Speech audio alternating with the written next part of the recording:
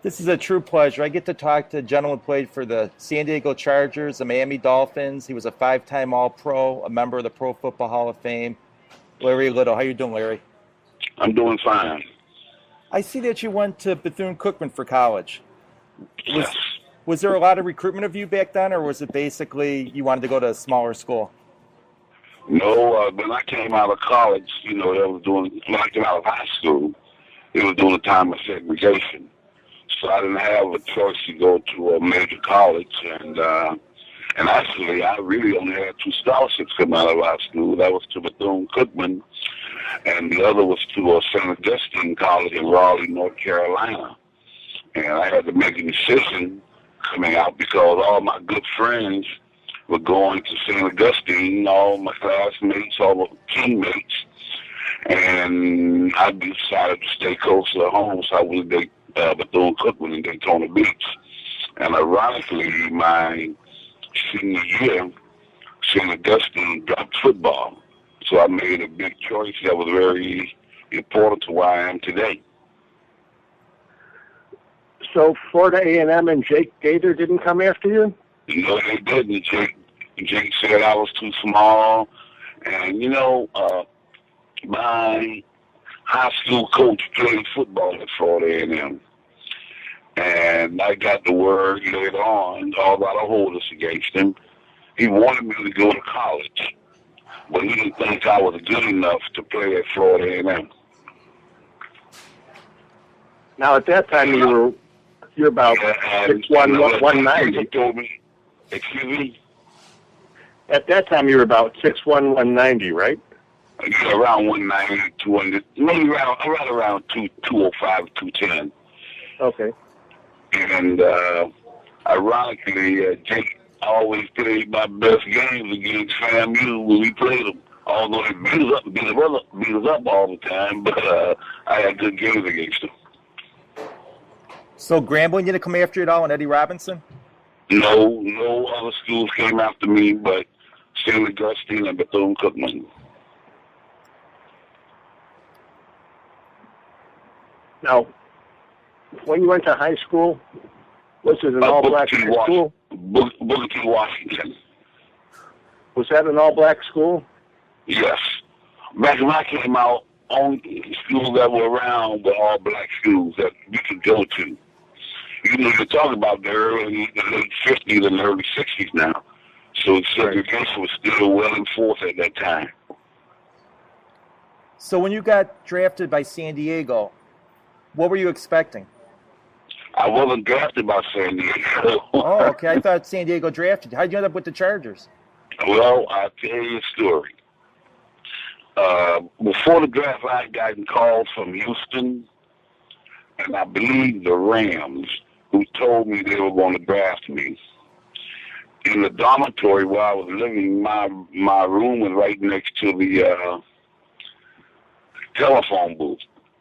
And I wouldn't let anybody use the phone all day expecting a phone call. And a phone call that I never got. And during those days, there were 20 picks, not just 7 like they are now. And I stood by the phone. I couldn't eat. I couldn't sleep, waiting on a phone call that never came. The next day, I got a call from the Baltimore coach who said they wanted to sign me as a free agent. And I asked them how much bonus money was I going to get. They told me they weren't giving any bonuses, the free agents. So then I got a call from there was a guy in Daytona Beach by the name of Bud Asher who was scouting for the Chargers at the time. And he called, I think Al Locosad, a long time, but Al Davis in Oakland was working with the Chargers at the time, and they came up and gave me $750 for a bonus, and I jumped at it. The next day, after that, the Miami Dolphins called me, Joe Thomas, and told me, Larry, how would you like to come back and play at home in Miami? I said, well, I would have loved to come to Miami to play, but I've already signed with San Diego. I'm going to sign with San Diego. And he said, how much money did they get? I asked him, how much money you going to give me, bonus money? And he told me $500. And well, San Diego gave me $750, so I'm going to San Diego. So did you drive cross country? Yes. A teammate of mine, a running back by the name of John Knight, and me, we both signed as free agents in San Diego. And when I came to Miami, Joe Thomas made the trade for me to come to Miami for my high school teammate. And Sid Gilman, who was my coach in San Diego at the time, called it a nothing for nothing deal. I don't know if two teammates have been ever traded head up like Matt Graham and myself. So when you joined Miami, they were an up-and-coming team because, I mean, they were having some problems till Don Shula got there. Well, I really didn't want to come to Miami because, they were an expansion team. And in San Diego, we weren't winning championship, but we were winning.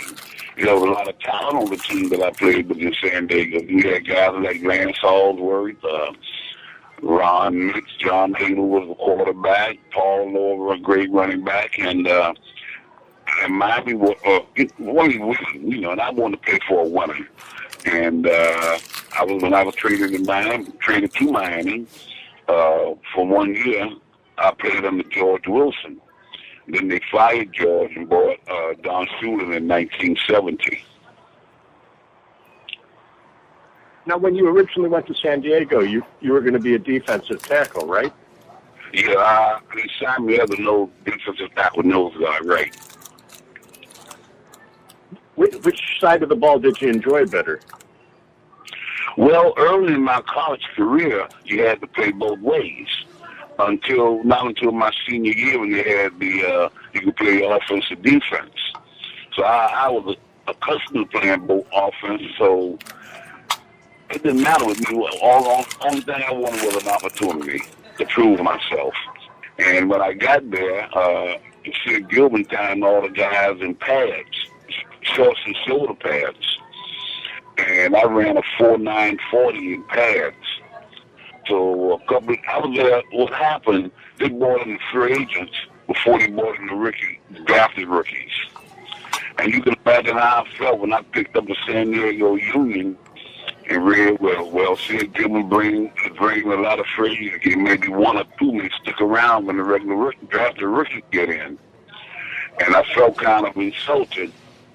And that upset me because I thought I was going to have a chance to compete against all the rookies, not just the free agent rookies. So what happened, I made it through that first week, and I'm glad it happened because I was able to get some experience a week up on the rookies that were coming in. And the first 4 games that I played, I was on the taxi squad, what they call the taxi squad back then, just like the guys who are not playing today. And after the 4th game, I was activated to the regular roster. Did you think then, once you got activated to the regular roster, you basically had it set, or were you worried every week that you might get cut? No, I wasn't worried because they had me on special teams, and I was a pretty good special team guy because of my speed and my size and speed. And but I tell you, when I thought I was going to get cut, I omitted this. But they moved me to fullback for 2 days before I moved to guard. And they said I could be the next Jim Nance. But I thought they were moving me there because they were getting ready to cut me. But then Joe Madro, who was offensive line coach, Bun Phillips was my defensive line coach. And Joe Madro wanted me to try to be out on the offensive side of the board. And I guess you can see the rest of history. Did they ever let you carry the ball, or did you just block? No, I was catching passes coming out of the backfield. That's why I like to tell people I was an athlete playing guard. What was it like when Don Shula came to the Dolphins? Well, you could tell it would be a whole different atmosphere than it was with George Wilson, I tell you that. On a hot day during summer, doing 2-a-day practices, George Wilson would tell us, "Oh, it's too damn hot to practice. Go jump in the pool." No way would Don Shula ever do that. We practiced through any kind of heat, and we practiced very, very hard. We were probably the hardest practice team in football. I don't think anybody worked as hard as we did. Now, when Shula was with the Colts, he had a chance to sign you, but he didn't. Did you say to yourself, wait a second, what's going on here? No, I don't know if he even, you have scouts out there looking at people to bring to camp. I don't think he probably even heard of me. Okay. Because he built that lineup from basically, he brought you in, Jim Langer, you had Kuchenberg, you had one of the top lines of all time. Yeah, all of us were castaways. Wayne Moore came to the league of the next basketball player at Lamar, Texas, in Texas, and was on the San Diego's calf squad. Cooch was cut by the Atlanta Falcons, I believe, or the Philadelphia Eagles, one of them. Jim Langer was a free linebacker at Cleveland, and who they released in Mighty Boy that he made a sellout of. And Norm Evans came to Miami in the expansion draft, and myself came up in a trade. Yeah, I mean, you guys had the no-name defense, but the offensive line was even more no-name than the no-name defense. Yeah, and we had a great offensive line coach, too, in Monty Clark. And I think Monty got the best out of all of us. And the pressure was really on that line because, I mean, you guys never passed the ball much, but you had a block from Mercury Morris and Larry Zonka. And Jim Kick. And Jim Kick. And we took a lot of, one thing we did have, we had a lot of pride on the offensive line. We like to call ourselves the best in the business. And we always took that attitude on the field with us when we went to play a game. Now, if I understand correctly, when you were with the Chargers, you acquired the nickname of Chicken Little because of your eating prowess. Yeah. Well, I'll tell you how I got that name. We were training in Escondido, California. And the first night out, we had a chance to go into the city of San Diego, right next to Paul Lowe's nightclub, was a place called Brady Cheese Fried Chicken. Brady Cheese had played professional football, too, with the Pittsburgh Steelers. And that particular night, it was soul food chicken place, fried chicken. And I ate a whole chicken and drank a fifth Ripple wine. And that name, Chicken, they started calling me Chicken Little. The guys, the veterans, started calling me Chicken Little, and it followed me all the way down to Miami. And I'm still called Chicken to this day by a lot of my teammates. So you were I do love the bird, though. I do love the bird. With the money you were making, why were you drinking Ripple? You should have been drinking some expensive wine. With the money I was making? Right. I don't even know if I bought this, so the vest might have bought it for me. Because now, I mean, can you imagine giving your teammates Ripple when you celebrate when another team loses a game and you keep your unbeaten streak alive? I don't think Bunakani would drink it. No, I don't. I wouldn't drink no Ripple now. Nobody gave it to me.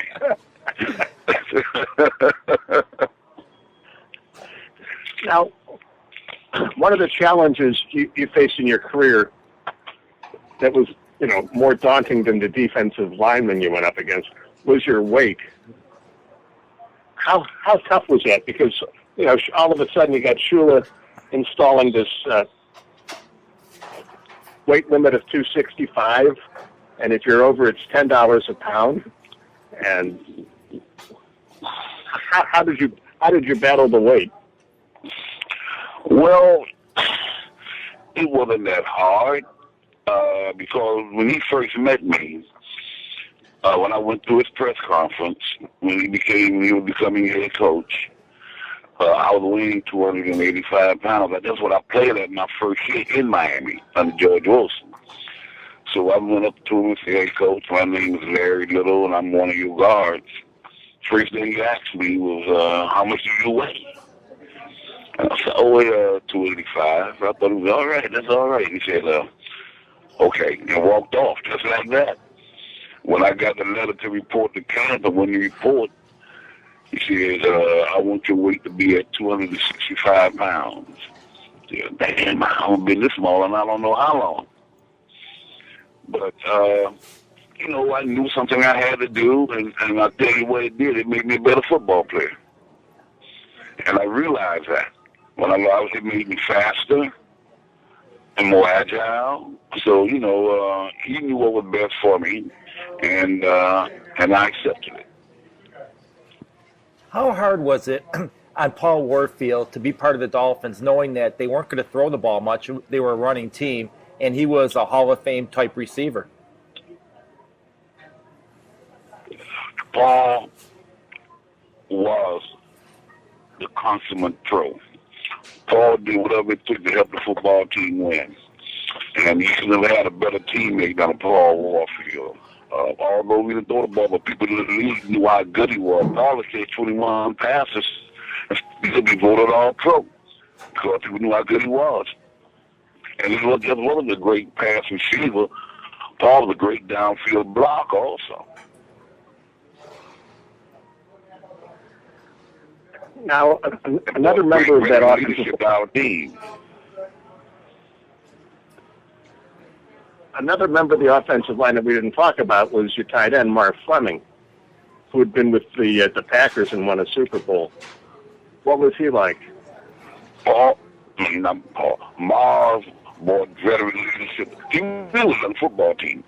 And we got veteran leadership from people like Paul and Marv when they came to Miami, and guys that have been on winning teams. And to this day, I still say Marv Fleming was the best blocking tight end to ever play the game. Marv made my job very easy to pull out those sweeps because I knew he would cave his man down and get me, and I could get around that corner much easier. Great teammate. When you played in your first Super Bowl, Super Bowl VI against the Cowboys, what was that like? It was an awesome experience. We just 2 years before that, we was 3-10-1. 2 years later, we were in the Super Bowl, and it was a great experience. A lot of times people say we just happy to be there. Yeah, we were happy to be there, but we went there expecting to win. But we were just beaten by a better football team that year with the Dallas Cowboys. With the offense you had, were you able to focus mostly on just the run blocking because you had Bob Greasy back there? But, if he threw 15, 20 passes in a game, that would be a lot for him. Yeah, it would be Bob. And you see the thing, too, Bob is another unselfish player. Bob called his own plays.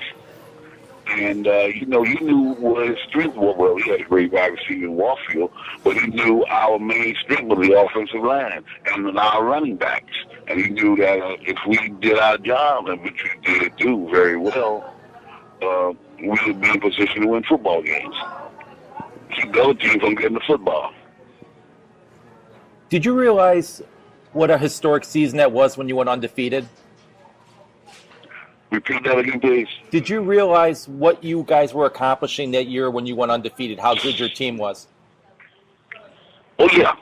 Yeah, because when we lost to Dallas in the Super Bowl, our main goal the next year was to come back and get back to the Super Bowl and win it. And that was our whole attitude at the beginning of training camp. We saw the film of the Dallas game, and Shula stood up in front of the team and said, "You see how you feel now? You see how you felt then? You don't want to have that feeling again." So we got to go back to the Super Bowl and win the Super Bowl. And that was our attitude, going back and winning it. But we weren't talking about going undefeated. We never really talked about it. It just kept happening. We played a lot of close games that year, too, but we always found a way to win. Having grown up in Miami, did you have to buy a lot of tickets for family and friends to come to all the Dolphins games? Yes. It was basically my family. And I was single for a long time. So, I had to buy for the ladies, too. but they never sat next to each other. She would be in meetings, and he would say, all right, how many tickets you need to give to me? I said, I need like 6, one over here, one over there, and one over there. So you were in Miami before South Beach became the craze that it is now. Well, when I was coming up, South Beach was a place where older people used to come to die. Now they come to South Beach to live. Not the old people, but the younger people come there to live. Well, you know, it was old people, it was hippies, or, you know, people just hanging out. Older people, you know, a lot of Jewish people, older Jewish people come to South Beach. That's where they were coming during the winter, and then from up north and come back here and come down here when it's cold. That Super Bowl that you won, Super Bowl 7, I think that was the only time you ever see a safety be the MVP of the Super Bowl. How surprising was that? Well, they had a great game. But if they could have given out 2 trophies that day, Manny Fernandez would have gotten one too. I think Manny had like 17 tackles in that game. But Jake made some big plays in there, so he deserved it. And he was a great football player. And then after that 73 season, Santa Kick Warfield signed to play in the World Football League, and Joe Robbie, who's the owner, makes you the first $100,000 a season guard in the NFL. What was going through your head when all that happened? Yeah. For the $100,000 lineman. Okay. You know, I was disappointed that they were leaving, but I was happy for them that they were going to get paid the way they got paid. And when Zonka called me to tell me that they were leaving, he was leaving, and I told him, Zonka, take me with you. You know, so we had done so much, we had accomplished so much in Miami that, you know. But the thing is, I do believe if those 3 guys hadn't left, we really would have had a dynasty for a long time. I mean, you could have surpassed what the Packers accomplished under Lombardi, because I really believe that. Yes. Who was the toughest guy you went up against? It was probably Joe Green. We had some great battles against each other. One thing, Joe intimidated a lot of offensive line guards, but he didn't intimidate me. And but Joe, we had great battles. The strongest guy I played against was Curly Cope, who's going into the Hall of Fame this year. And the quickest guy I had to play in front of was Mike Reeves, who played for the Bengals. But all around, Joe had all 3. He was quick, strong, and nasty. But I was hitting with my ass, so. Now, early on in your career, you established a summer camp in Miami. How'd that come about? Well, it was some guys that were in Miami before I got here. A guy by the name of Dick Westmoreland. And Dick had come to Miami from San Diego.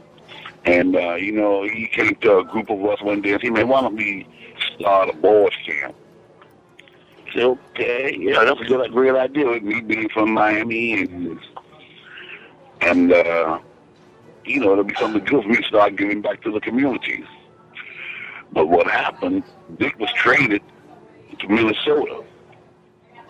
So that dropped the ball in my hands, and 2 of my good friends and teammates, Freddie Woodson and Rudy Bauer. Rudy was also my college teammate and went to Florida A&M. So we took it and we ran it for 15 years, and we were very proud of what we did. What we did was we would get kids from different areas in Dade and Broward County and bring them to camp for a week. Now, the first year we had it, we struggled. We had it on South Beach, and we had tents for the kids to sleep in. And the first night we had them there, it rained, and we didn't have any pots. So I'd asked Coach Shula to come out and talk to the guys. He and Money Clark came out there, and he saw how we had two old ladies retired cafeteria workers do the cooking for us.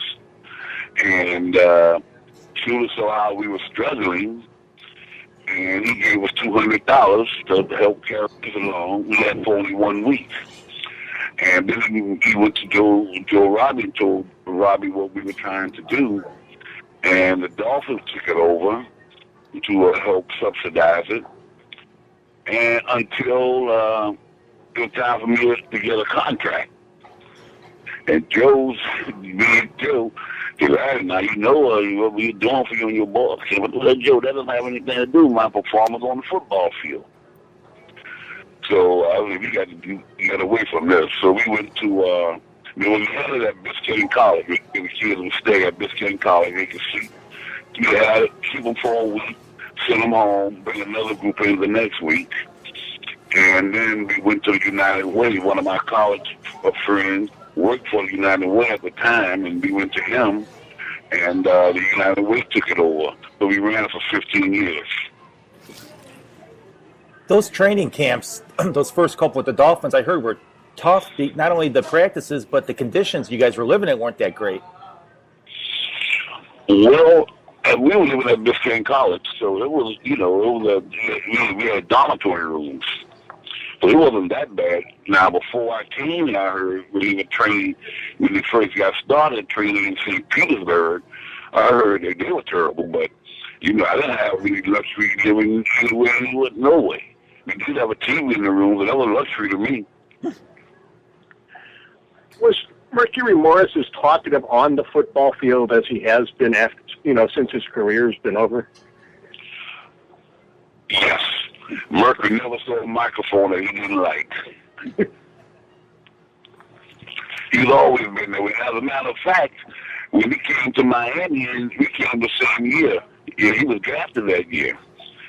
And I saw this guy walking, running his mouth, with wearing pants, old Ivy League pants, with the buckle in the back. And I said, who is this guy? I didn't know him at first. And we really didn't get along when we first met because he was from the North, and I was from the South, and he thought he had more sense to me. And we always clashed about something. But now, we're like best friends forever. Could you imagine Mercury? Could you imagine Mercury playing in today's game? He'd be on Twitter, Facebook all the time. Oh my goodness, yes. He'd be all over the place. He'd be on there more than Chad Johnson. Speaking of football players named Johnson, did anybody have a better afro than Curtis Johnson, who was a defensive back on your teams? Nobody had a better afro than CJ. Maybe Otto Stone was close to him. He was a backup receiver for us. And Henry Stuckey. She always had a mini throw back in those days, but I don't know how CJ did it. And to see him now with his half slicked back, and he was like, 190 when he played? Now he's about 290. So how did they get those helmets on with that much hair? I have no idea. Do you think the media is overblown that you guys enjoy watching teams lose, so you guys are the last undefeated team? I do, because it's not that we cheer for them to lose. We just cheer that we have another year being undefeated. If that makes any kind of sense. The Patriots came close. Nobody's going to do better than an undefeated season. Is anybody going to match what you guys did? Well, somebody could match it, but they won't surpass us. And we would always be the first team on that mountain top. And they'll just be joiners on that mountaintop. People call us, and you know what? Shula made the best comment I ever heard him make all the years I've known him. When we had our reunion this past December, Shula said a lot of people say we're a bunch of grumpy old men, But the hell with them. You guys earned the right to be grumpy with that season. That's right. I totally agree. You know, I mean, and you know, a lot of people look at what we did in '72. But hell, we lost only 2 games in 2 years. And 6 games in 3 years. Now, I think that's one hell of an accomplishment. Who did you enjoy blocking for more? Zonka, Kick, or Moritz? Who do I enjoy blocking for more? Yeah. Well, they were all about the same, but they all had different running styles. I knew that if I didn't blow the guy in front of me, Zonka would probably put that big head in my back. And when I pulled Sweet Soul Mercury, I knew if I could get out there in front of him, he would probably run past me. And with Kick, you know, you had to do your job because he was such a steady, durable, good running back that can do everything well, run the ball well, catch the ball, come out of the backfield. You know, I enjoyed blocking for all of them.